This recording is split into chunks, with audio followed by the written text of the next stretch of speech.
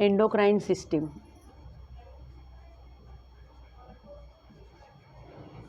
Endocrine system endocrine gland से बनती है। एंडोक्राइन ग्लैंड्स का जो सिक्रीशन है, that secretion is called hormones. Endocrine, हमारे बॉडी में दो प्रकार के ग्लैंड्स हैं, exocrine glands and endocrine glands.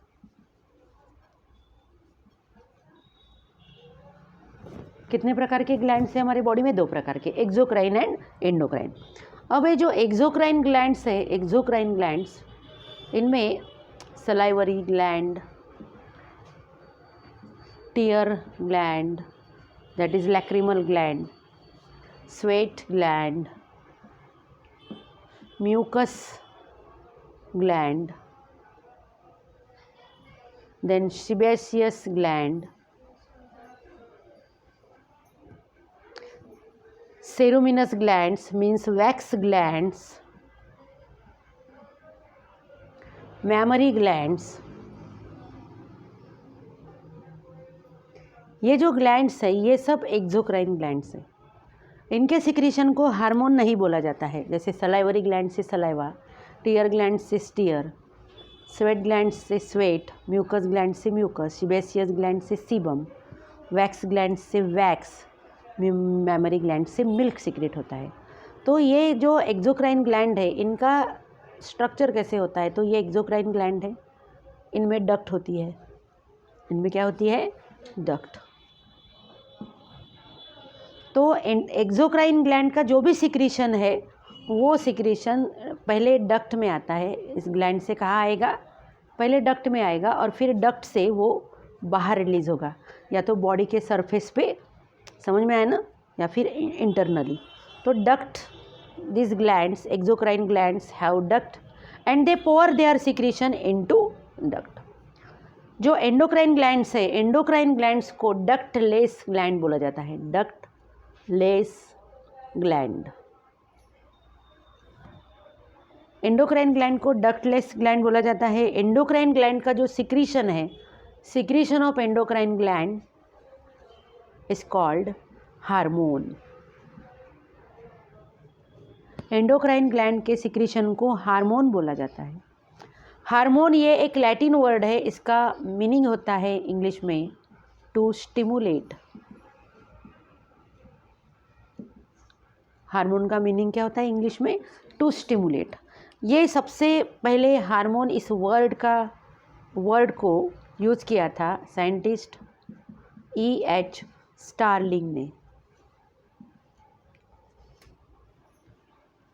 ये जो हार्मोन है, हार्मोन का जो वर्क है वो दो टाइप से होता है। या तो हार्मोन स्टिमुलेट करता है या इनहिबिट करता है फंक्शन को, इनहिबिट, नहीं तो फिर ये मॉडिफाई करता है फंक्शन को। समझ में आया बेटा? एंडोक्राइन ग्लैंड को डक्टलेस ग्लैंड बोला जाता है। एंडोक्राइन ग्लैंड के सिक्रीशन को हार्मोन बोलते हैं। एंडोक्राइन, ये जो हार्मोन है, इस वर्ड का प्रयोग सबसे पहले किया था E.H. स्टार्लिंग ने। हार्मोन जो है, हार्मोन का वर्क तीन प्रकार से होता है। हार्मोन या तो स्टिमुलेट करेगा टारगेट सेल को, या फिर इनहिबिट करेगा टारगेट सेल को, या फिर टारगेट सेल के फंक्शन को क्या करेगा? वो मॉडिफाई करेगा। अब एंडोक्राइन ग्लैंड को डक्टलेस ग्लैंड क्यों बोला जाता है? क्योंकि कोई भी एंडोक्राइन ग्लैंड जो है उसका जो सिक्रीशन है, दैट इज़ हार्मोन, वो डायरेक्टली ब्लड स्ट्रीम में पोर होता है। इसमें ऐसी डक्ट नहीं होती है। एंडोक्राइन ग्लैंड में डक्ट होती ही नहीं। जैसे मान लो ये कोई एंडोक्राइन ग्लैंड है, तो इस एंडोक्राइन ग्लैंड में ये ब्लड वेसल, हम बोलेंगे हम ये ब्लड वेसल है, एंडोक्राइन ग्लैंड से ये ब्लड वेसल पास हो रही है। समझ में आया? ये एंडोक्राइन ग्लैंड है, इस एंडोक्राइन ग्लैंड से ये ब्लड वेसल पास हो रही है, this is blood vessel.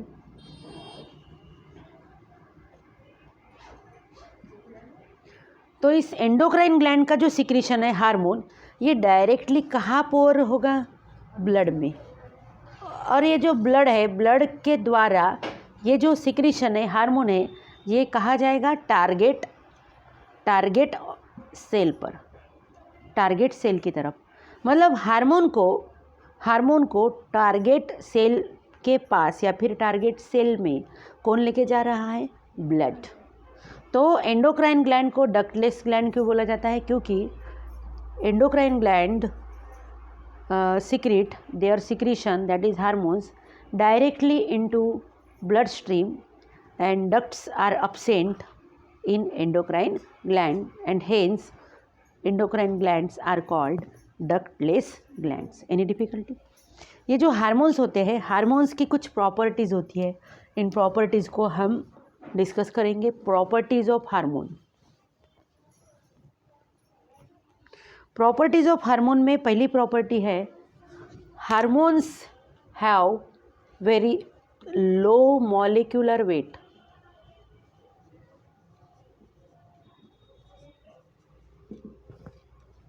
Hormones have very low molecular wait, उनका मॉलिक्यूलर वेट बहुत कम होता है।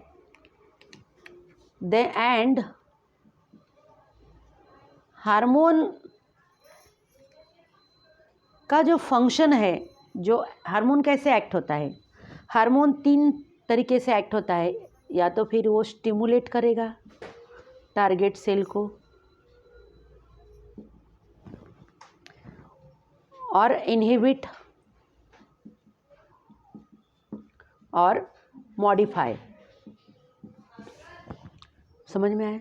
जहाँ पर हार्मोन एक्ट होगा that is a target organ या फिर टारगेट सेल।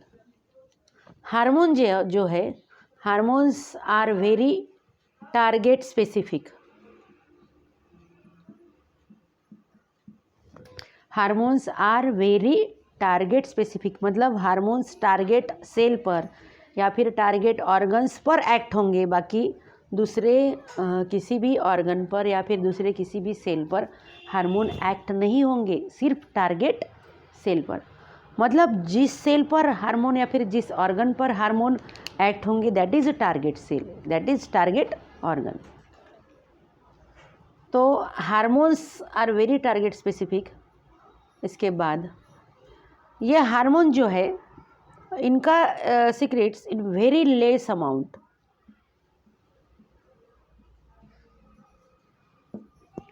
एकदम कम अमाउंट में सीक्रेट होते हैं hormones, and naturally destroy after their role is over.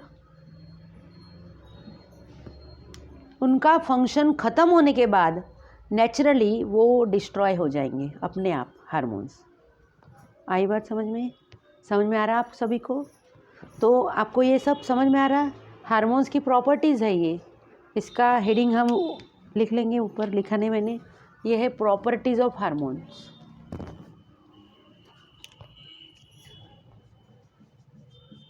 Properties of hormones. पहली प्रॉपर्टी क्या है? They have very low molecular weight. How they function?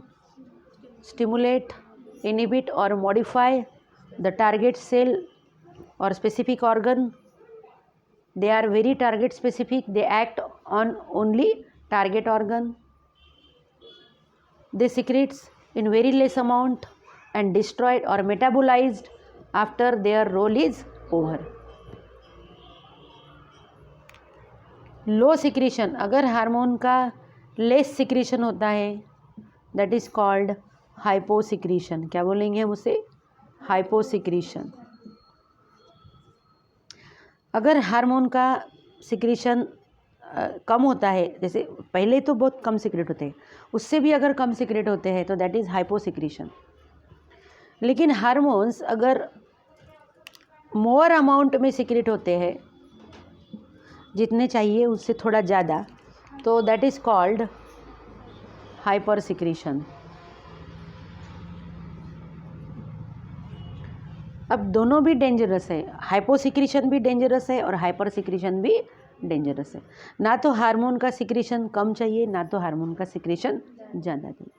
Hormone के लिए सेल, टारगेट सेल जो होती है, टारगेट सेल में हार्मोन के लिए रिसेप्टर होते हैं। जैसे देखिए ये एक टारगेट सेल है, समझ में आ रहा है आपको? ये टारगेट सेल है, इस सेल के अंदर ये न्यूक्लियस है, ये साइटोप्लाज्म है। तो इस सेल के पास, सेल का जो प्लाज्मा मेम्ब्रेन है, this is plasma membrane of cell, this is plasma membrane of cell. तो ये सेल का जो प्लाज्मा मेम्ब्रेन है, इस प्लाज्मा मेम्ब्रेन के पास ये देखिए ये है रिसेप्टर। प्लाज्मा मेम्ब्रेन के पास क्या है? रिसेप्टर्स है। इसे हम लिखेंगे receptors for hormone, receptor for hormone. ये रिसेप्टर हार्मोन को रिसीव करने के लिए है। तो जो हार्मोन है, ये हार्मोन देखिए, समझ लो ये हार्मोन है, ये हार्मोन किसके साथ बाइंड हो जाएगा? देखिए रिसेप्टर के साथ बाइंड हो गया, लॉक एंड की अरेंजमेंट जैसा बराबर। समझ में आया? अब ये बन गया हार्मोन रिसेप्टर कॉम्प्लेक्स। क्या बन गया ये? दिस इज हार्मोन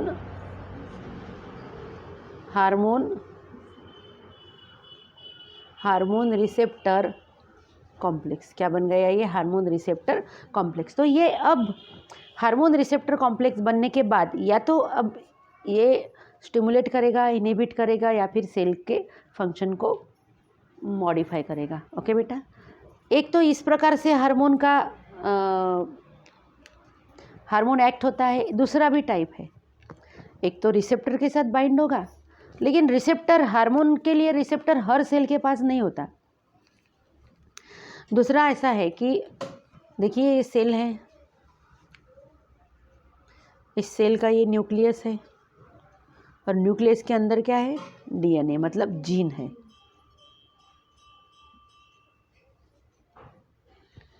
तो कुछ कुछ हार्मोन ऐसे होते हैं, अब देखो इस सेल के प्लाज्मा मेम्ब्रेन के पास कोई रिसेप्टर नहीं है, तो हार्मोन जो है वो डायरेक्टली सेल के अंदर, न्यूक्लियस के अंदर एंटर होगा।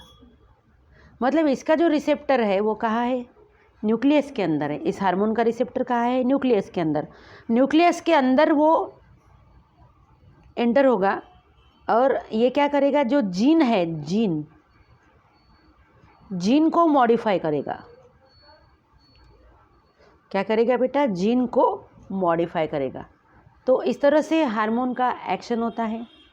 या तो ये प्लाज्मा मेम्ब्रेन के ऊपर जो रिसेप्टर्स है उसके साथ बाइंड होकर अपना फंक्शन परफॉर्म करेंगे। अगर नहीं है वैसा तो वो डायरेक्टली कहाँ एंटर हो जाएंगे? न्यूक्लियस के अंदर, और जीन को मॉडिफाई करेंगे। जीन आपको पता है, segment of DNA is called gene.